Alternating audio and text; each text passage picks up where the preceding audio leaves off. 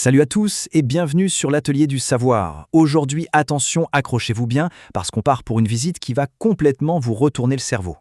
On va s'attaquer à la grande question. Si la vie extraterrestre existe, à quoi est-ce qu'elle ressemble vraiment? Pour y répondre, je vous embarque pour une visite guidée très spéciale, celle du Musée de la vie extraterrestre. Allez, c'est parti. Ok, on pousse les portes. Parce que oui, pour chercher des aliens, il faut d'abord savoir ce qu'on cherche, quelles sont les règles du jeu.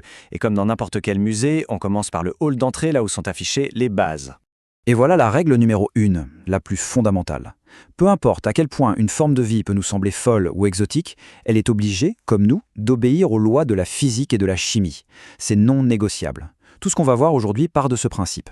Du coup, notre tour du musée va se faire en 2 temps. Il y a 2 grandes ailes. Dans la première, on va explorer la vie telle qu'on la connaît, celle qui est basée sur le carbone. Et dans la seconde, on va plonger dans le grand bain de l'étrange, avec des créatures qui pourraient carrément redéfinir notre conception du vivant. Allez, première galerie, nos parents cosmiques. Ici, on s'intéresse à la vie qui nous ressemble, d'une certaine façon. Celle qui est construite avec les mêmes briques fondamentales que nous. Et la brique de base, la superstar de cette galerie, c'est le carbone. C'est un des éléments les plus abondants de l'univers, et surtout, c'est une sorte de couteau suisse chimique. Il peut former des chaînes moléculaires super longues et stables. Bref, c'est le Lego parfait pour construire la vie, et c'est donc là qu'on s'attend à la trouver en priorité.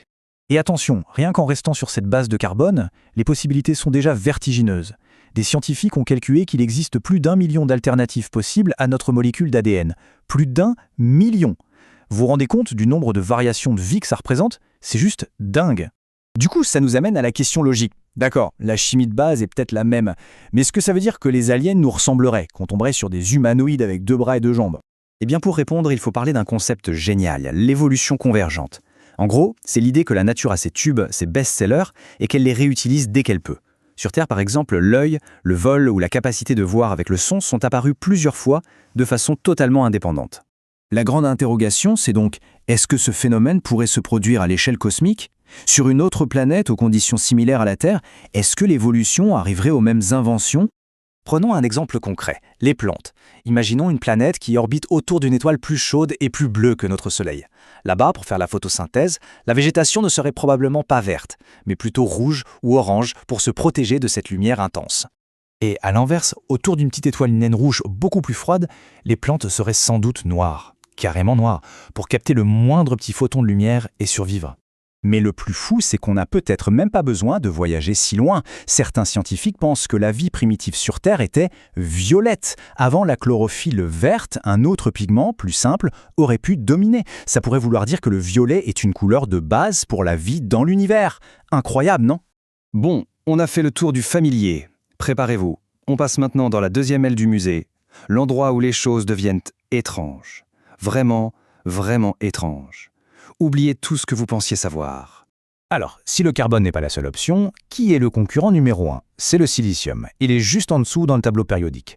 Son point fort, c'est pas la complexité, c'est la résistance. Il peut survivre à des températures extrêmes, là où la vie carbonée serait instantanément détruite. Le souci, le gros défaut du silicium, c'est qu'avec de l'oxygène, il se transforme en roche. En gros, il rouille et devient du sable. Pas terrible pour être vivant.